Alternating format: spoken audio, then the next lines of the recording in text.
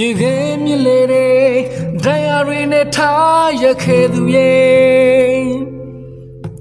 သမိုင်းတွေနဲ့ဓာတ်တွေနဲ့အသေးကိုခွဲမုံနေလေယူသူစေမင်းပဲလေဒီစားမိပါတယ်လေကွက်တွေနဲ့မာယာအမုံမီနုနဲ့အစိတ်ခက်ခဲသူလေးရဲ့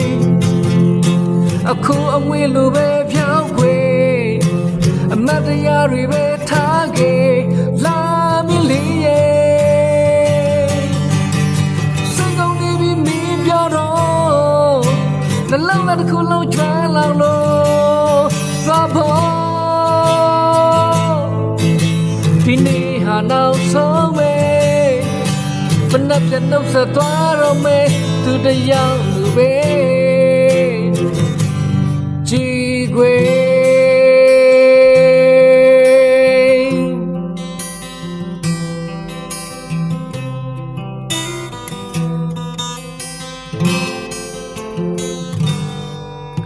ဝေခွေမရနိုင်မေ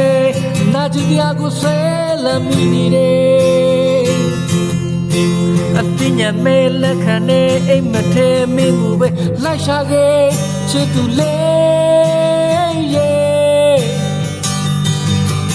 ရိတ်စားမိပါတယ်လေခွက်တွေနဲ့မာယာအမုံမင်းတို့နဲ့အစိမ်းခက်ခဲသူလေးရဲ့အခုအငွေလိုပဲပြောင်းခွေ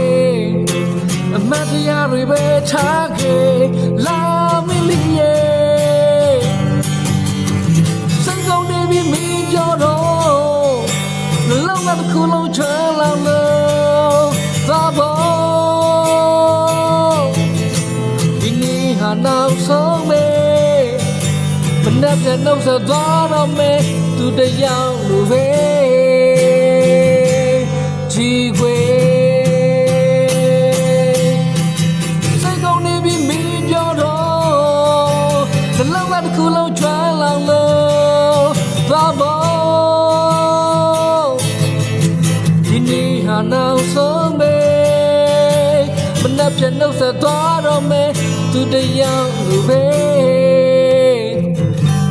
ကြည်ခွေ